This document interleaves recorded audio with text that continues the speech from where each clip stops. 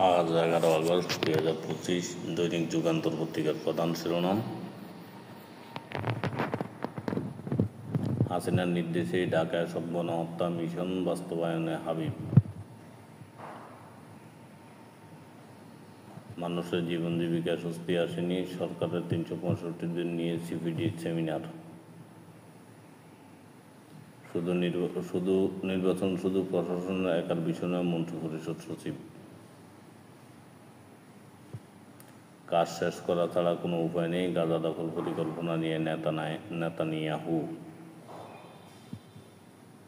নিবন্ধনের জন্য প্রাথমিক বাছাই টিকেছে এনসিপি সহ 16 দল।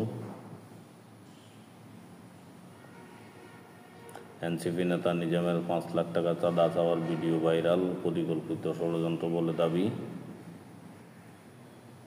রিজার্ভ বেড়ে 30.25 বিলিয়ন ডলারে। ভারতে বাংলাভাষীদের হেনস্থা নিয়ে এবার সোচ্চার গণমাধ্যম। ভোট কেন্দ্রে বডি ক্যাম কীভাবে ব্যবহার হবে, পরিকল্পনা তুলে ধরলেন শফিকুল আলম।